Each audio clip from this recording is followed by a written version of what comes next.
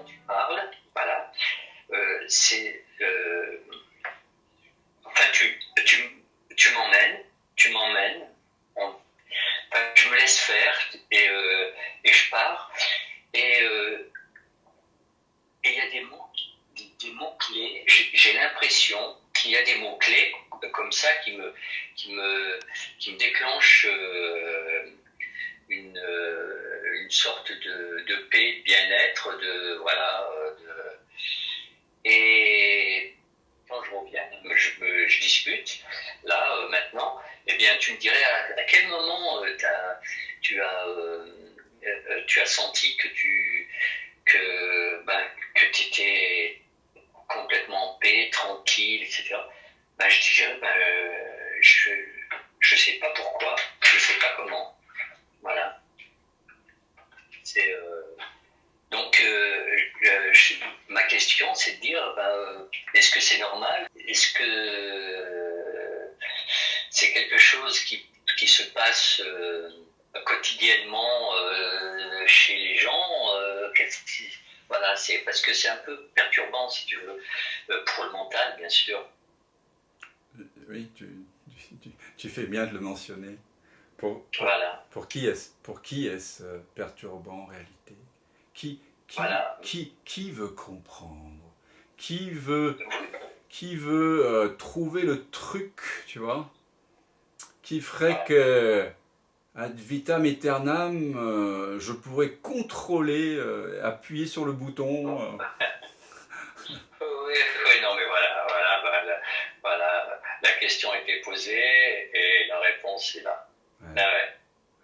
Oui, c'est le personnage qui est là, puis qui dit attends, là, il se passe des choses que je contrôle plus. Alors j'ai pas, je veux savoir, voilà. C'est ça. Exact. Et qu'est-ce qu'il y a comme impression dans le corps au moment où tu évoques ça? Est-ce que ça, il y a encore une petite tension, une petite contraction quelque part? Non. Voilà. Non, ça va. Donc tu vois, c'est beau. En fait, la question elle arrive, paf, paf, paf, paf, paf, paf, paf, paf, paf, et puis elle disparaît en fait. Ce en quoi la question apparaît et puis disparaît, c'est ça que tu cherches. C'est ça qui se retrouve. Ouais. Mais au moment où je pose ma question, j'ai plus envie de la poser pratiquement parce que ça vient tout seul, quoi. C'est ça. Voilà, ouais. C'est ça. Ouais. Mais merci de l'avoir posée. Parce que si tu ne l'avais pas posée, tu n'aurais pas pu la déposer et elle aurait, se serait pas révélée cette présence. Le questionnement est une façon que la conscience a trouvée pour retourner à elle-même. C'est comme dans l'histoire du petit poucet, où le petit poucet met plein de petits cailloux blancs pour retourner vers la maison. Et ce qu'on fait ici, le langage que l'on emprunte ensemble, c'est comme un langage, ils appellent ça, je crois en sanskrit, dans l'Inde traditionnelle, dans la non-dualité, ils appellent ça le vidyavriti, je crois. La formulation de l'informulable. Donc ce sont des pointeurs non-duels, et c'est comme si la conscience avait posé toutes ces petites pierres blanches, tu vois. Par exemple, voilà, le satsang, c'est la conscience qui cherche à se retrouver elle-même au travers de chacun de nous. Donc, et la question, c'est pareil. Donc tout est vraiment bien. Tout est parfait. Et ce qu'on dit aussi de très profond dans le tantrisme shivaïte du Cachemire, on peut lire ça chez Abhinavagupta, c'est que la liberté suprême de la conscience, c'est son pouvoir de voilement à elle-même.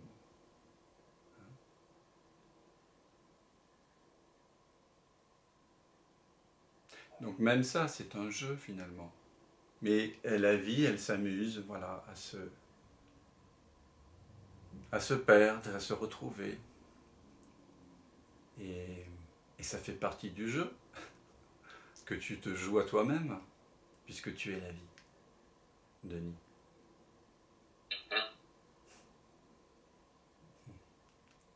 J'entends bien. Je sens bien. Ouais. C'est doux de voir qu'on a cette liberté de se voiler à soi-même. C'est beau.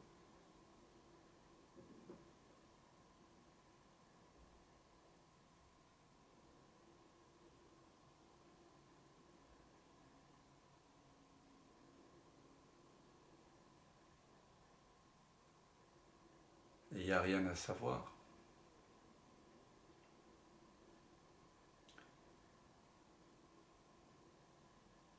Ramana Maharshi, il répondait parfois à quelqu'un qui lui disait « je ne sais rien », il lui disait « découvrez la nature de cela et vous découvrirez le soi.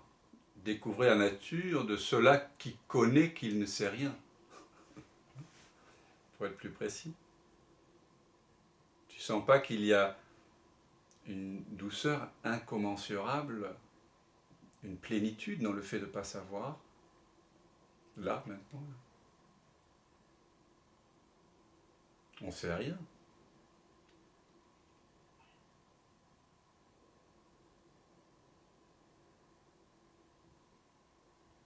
Et si l'inconnaissance était notre plus haute connaissance? Je ne parle pas de l'ignorance. Je parle de l'inconnaissance. Comment vous sentez-vous là tous, quand vous voyez que vous ne savez rien, et que vous n'avez jamais rien su? Comment vous sentez-vous? Vraiment.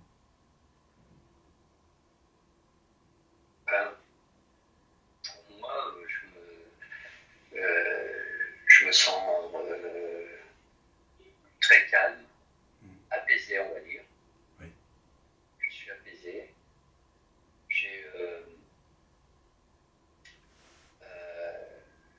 Tu sais, puisque j'ai fait le stage avec toi, que je commence à, je suis plein d'amour, quoi, enfin, de n'importe quoi, n'importe d'un paquet de Kleenex ou un truc comme ça. Voilà, donc c'est vrai. C'est vrai que ça a commencé avec un paquet de Kleenex. Ouais. Et oui.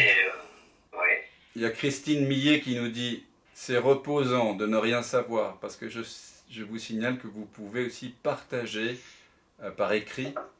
Et donc Christine Millet nous dit « C'est reposant de ne rien savoir ». Oui, c'est profondément reposant. Vous savez, je ne sais pas si vous avez entendu parler de ce livre étonnant qui a été écrit, je crois, au XVe siècle en Angleterre, par un auteur, je crois, qui est anonyme, et ça s'appelait The Book of Unknowingness, le livre de l'inconnaissance. Ça fait très très longtemps que je l'ai lu, mais je me souviens qu'il décrivait 3 stades de l'âme. Et la plus haute partie de l'âme, c'était l'inconnaissance. C'est celle-là qui peut entrer en symbiose avec Dieu, avec la source. Appelez ça comme vous voulez. On ne peut pas aller vers Dieu rempli de savoir. Hein, c'est pas possible. C'est pour ça que dans Maître Eckhart, aussi grand théologien, mais surtout éveillé à sa vraie nature, hein, qui donc, a vécu au XIIIe et au XIVe siècle, il est mort en 1327, il disait sans cesse qu'il fallait se défaire des représentations de Dieu.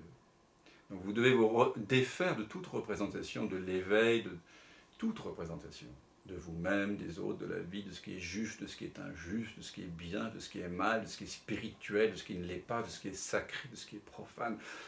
Tout ça, neti. Je ne suis ni ceci ni cela. Paf, dissolution. qu'est-ce qui reste? Rien. Waouh. Ça allège. Il n'y a plus rien à défendre. Il n'y a rien à défendre. Oui, Virginie Dorambus, salut, me dit que, effectivement, le livre s'appelle, et c'est encore plus joli que The Book of Unknowingness, Cloud of Unknowingness, nuage d'inconnaissance. Oui, c'est ça. Merci Virginie. Mais quand vous savez que vous ne savez rien, et que c'est sincère et authentique, vous êtes mort à vous-même, et vous êtes profondément vivant.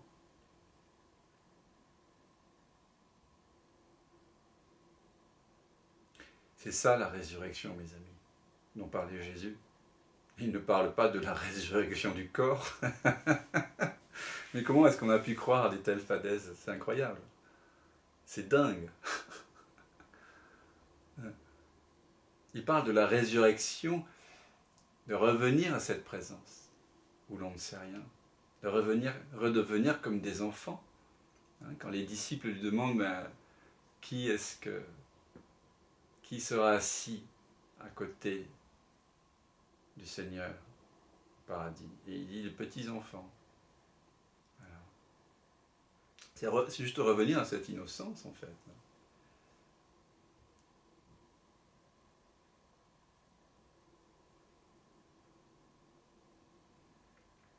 Parfois, la façon qu'on a de pointer vers la réalité ultime en satsang peut paraître très conceptuelle, mais en réalité, on utilise des concepts pour déconstruire d'autres concepts. Parce que si on est, la plupart d'entre vous, si vous êtes là, c'est que quelque part, il y a encore peut-être de temps en temps la croyance que vous n'êtes pas illimité, que vous n'êtes pas sans âge. Si ça paraît intellectuel, c'est juste dans la mesure où, par les concepts qu'on utilise ici, pointeurs non duels, on se défait de ce qu'on n'est pas. C'est une façon de se défaire de ce qu'on n'est pas. Ici, je le dis chaque fois, et je le redirai tant qu'il faut, ce n'est pas un enseignement. Au sens, en tout cas, d'une accumulation de savoir, de quelque chose qu'on pourrait apprendre. Même regarder l'investigation du soi. C'est bête comme chou. Il s'agit juste de revenir à la pensée je. Et ce truc qui est bête comme chou, c'est la profonde intelligence de la discrimination que nous avons perdue. Nous sommes perdus dans les objets du savoir. Voilà. Et nous avons perdu un petit peu cette faculté qui est la plus haute, de discriminer entre ce qui est irréel et ce qui est réel, entre ce qui est transitoire et ce qui est toujours là, entre le faux jeu et le véritable jeu, qui est toujours là. Pour ça, il faut une certaine... pas revenir à cette innocence, mais elle n'est pas perdue.